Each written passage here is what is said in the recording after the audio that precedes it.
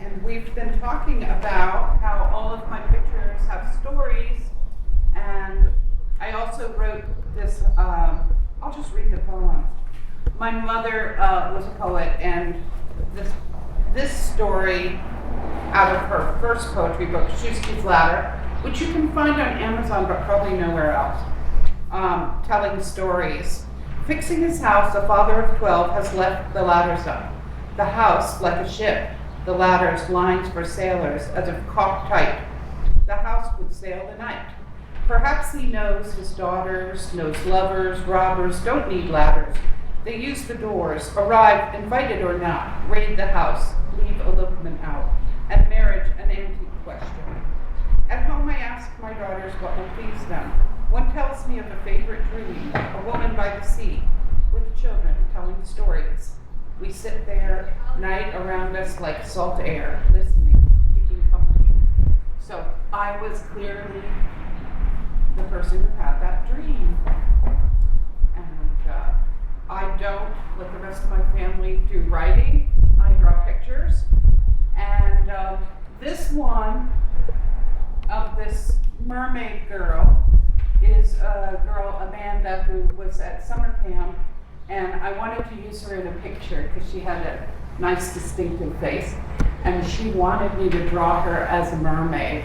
So I had fun with looking up, I looked this morning, I'll have to research more, to find the mermaid. It's a mermaid sitting on the rock, and the coloring of the water and the fishtail and everything was very similar to that. However, one of my questions was, what do you think she does for her extracurricular activity? And I put a bit of her costume in, but she did, like, you know, the dance competitions, like Dance Moms. And also this fun frame I found that had sort of the fishtail, and took a beautiful beveled mirror out of it to put the mermaid in. But she was a summer camp. I used to go to a summer camp up in the Adirondacks, and then I was a counselor. Then later I came back and was on staff and taught art so that my children could go there. So I have many things that might relate to the Adirondack or nature or things up north. So there's this picture down here with the girl and the fox and the bird on the stick. And I'm going to read something I wrote about that because we did Montgomery Art Association had Esther Choi. She wrote a book on telling your stories. It's mostly for like corporate people and stuff like that when they're selling their whatever, that you're able to speak, but she did that for the artists. And then we presented it while we were all quarantined for COVID through the Bender Jewish Community Center. We did an online storytelling, and this was the piece of work that I chose. And it's called The Scouts. When tracking, hunting, or being hunted or tracked, there are many senses at work. Our sight, our smell, even knowing the direction of the wind, should you want to aim an arrow or be upwind of your prey. This little scout is the granddaughter of the girl I went to summer camp with, where we learned all those outdoor skills, knowing the weather by the clouds, how to get somewhere at night with no flashlight, or to read the stars. We could name every flower and knew the time by the bugles. When I went back as an adult to be program director of the same camp, I saw my work in real time. A bugle blew and the girls all went where I had scheduled them. I understood properly for the first time how the clouds moved in our atmosphere, and I would have to read them as I was taught when they blocked the satellite and our internet went out. To tell the campers where to go next and then play the bugles for attention or recall. Each summer, some sort of wildlife takes up residence. One summer it was skunks, another raccoons, bats, things with rabies, and then my toddler daughter could give you, let me read that over. Bats, things with rabies, my then toddler daughter could give you instructions on. And then there was the bear. We found it like to sleep in the sweet-smelling manure pile by the riflery range. meandering over at night past the owl cabin, the oldest girl's cabin, rubbing past the side of their building to scratch itself with their muffled shrieks inside. Shrieking with laughter, most likely. The girls loved to scare themselves as they learned to be brave. We used to try to tell campfire stories about someone escaping from the federal prison nearby, Dannemora, but everyone would just laugh now. They put those guys away for life up in the Adirondacks. The ones who did escape a few years back walked in circles, being bug bitten and getting more and more lost. They probably just about set foot on camp property, but never made it through the woods. The youngest of our girls could crack through at night. So once there was this rabid raccoon. The riflery instructor had to shoot it off the back porch eaves, to the tears of one counselor who I had to tell quite harshly, there are 150 girls here and one rabid raccoon. Rabies being a thing up north now, we do not just swing a tennis racket at a bat and shoo it out the door. It's caught with a long, pool skimmer looking thing and then placed in a Tupperware in the freezer with the dates marked. My daughter would accompany me to the health department where they were tested. Even grazing the skin, you could pass the disease. So when my little girl came home from kindergarten back in Northern Virginia suburbs, and they asked kids to give Thanksgiving recipes to make a funny cookbook for the parents, a lot of the boys said you put the turkey in the microwave for 10 minutes. Not my daughter. She started her recipe at the beginning. You get in the car and go out and shoot a turkey. When I draw with colored pencils, it takes a very long time. I could oil paint you quicker, I always say. I have time to think about all these things. They become part of the story of the picture. It was January, the winter of 2020. My daughter is older now and a ballet dancer. She was rehearsing Sleeping Beauty with the National Ballet of Canada. The Kennedy Center is a long drive, so I would wait on the top floor feeling cold and getting sick and drawing. I always bring a drawing when she dances or auditions. So many tourists were coming through for the Lunar New Year display. Some countries had already begun shutting down travel, so I wondered where all these people might have come from as they swarmed around me to see what I was doing. I wanted to tell them to please stay away. I did not mean for this to be a dark or ominous picture, but little did I know how powerful it would turn out to be. These little scouts are the vanguards. I see in it something foreboding now about the world we are letting our children grow up in. And then I have my dogs over there. The one on the bottom, the Cavalier King Charles Spaniels have such wonderful personalities, just like the baby foxes. And he looks so proud. I was doing the one on the bottom there by the window. I was drawing a tri-colored dog for this dog drawing class because I had all the colors of fur. But he looked so proud, so I decided to give him a job. And there are no small jobs and no small dogs, at least not to a Cavalier. So I gave him the little barrel like he was a St. Bernard. But I decided he didn't need Alps in the backside or the Adirondacks on that. And up above, one of the questions I had on the paper was what direction is the dog facing? And you would have to determine by what season you think it is, whether the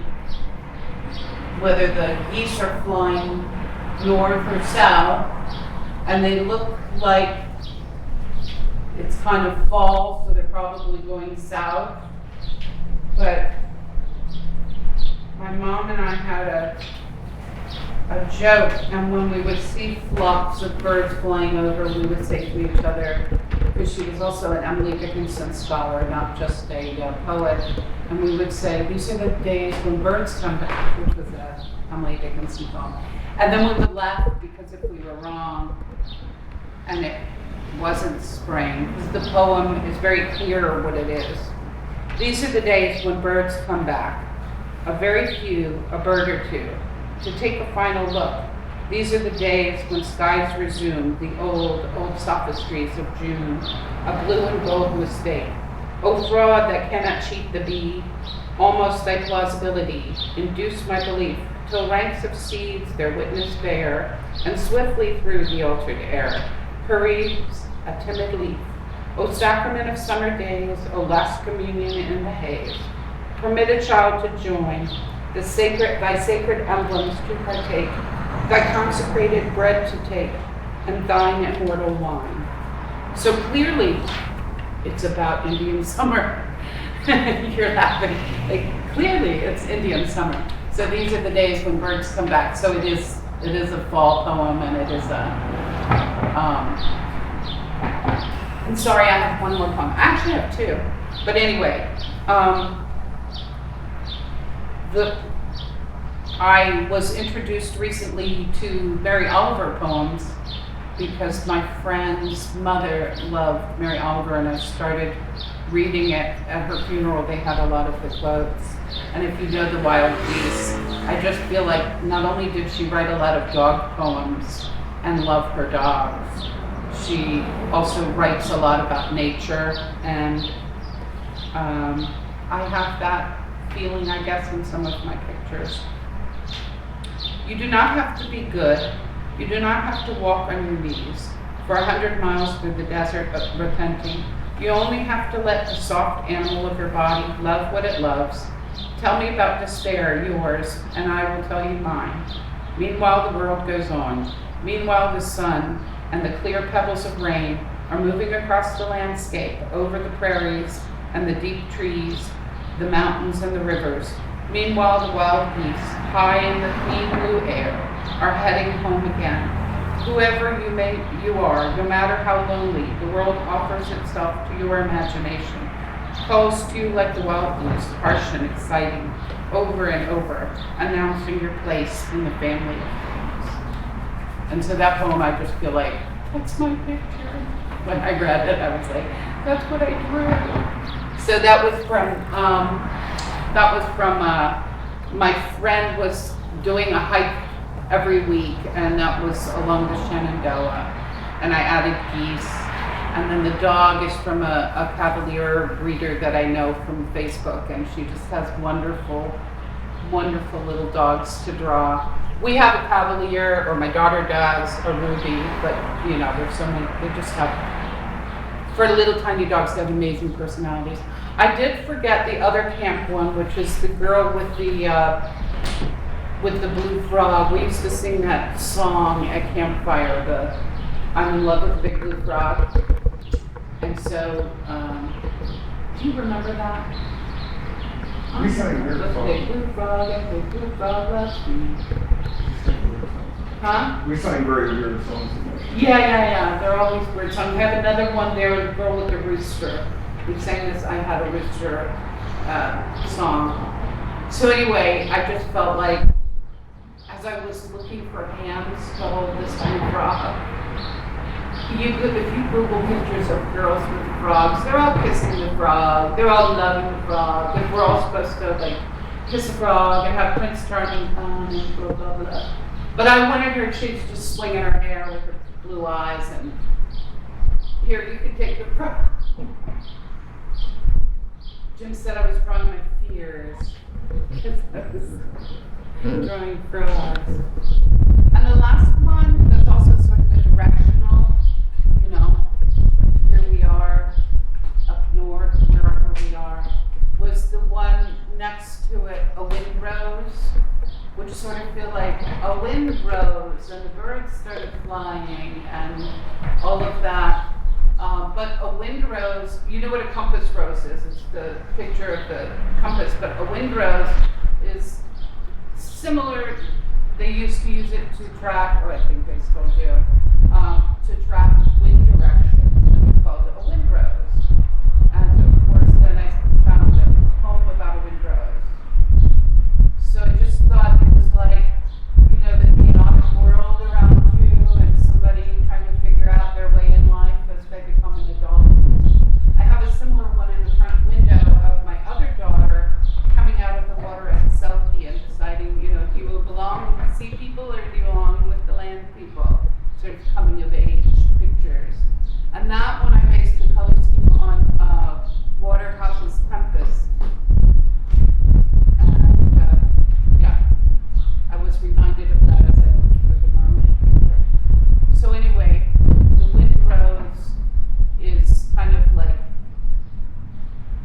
there's a wind rising, there's birds, there's chaos, and where are you going in life? But the little poem is very short, it's like a little haiku. And you, a wind rose, a compass, my direction, my description of the world. Oh. So if you have any questions, anything else that we haven't already talked about? Or? Well, I don't know if you heard the story about the Swab. The Oniswa one, yeah. Because I thought it was really cool. But I don't know if she got to hear it. Oh, okay. I can tell you that. I'll probably do that. Yeah, I was just picking little groups of them. But this one is, she put her makeup on and her black roses and smeared her makeup down to look as if she'd been crying so that she could post it on social media and tell everyone how much they had upset her. So when I look at it, people go, oh, it's so sad. It just makes me laugh. Because it's like, yeah, that's something that a 14, 15-year-old would do, you know, so. It's just a dramatic picture. Yes, she's Honor has a lot of drama. Now, her name's Honor, but I called it Oniswa because Oniswa qui malipens is a motto that means shame on him or evil to him who evil things. But her name is Honor, so I just did Oniswa, like shame on him. But I was having fun as an artist just doing the different blacks, the blue blacks, the green blacks, the purple blacks, and getting all those different darks. And then I was given the compliment that it would stand up to any oil painting by the owner of the Burn Gallery over in Middleburg because I was there drawing it, like a demo in the gallery. But she said that, and I was like, thank you. Thank you very much. Interesting. A lot of social media is the opposite, where it's like gilded happiness. It's like, look how much fun I'm Yes. having, look how wonderful, and that's like gilded sadness. Like, Yeah. Yeah.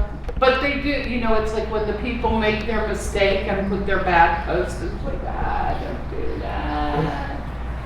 And now someone was telling me like that what I'm doing is kind of the antidote to that. Like I never want to say I'm drawing about the bad thing.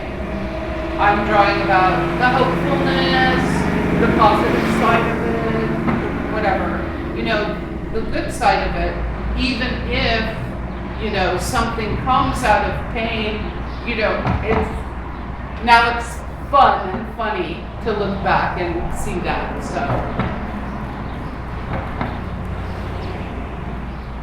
so thank you very much.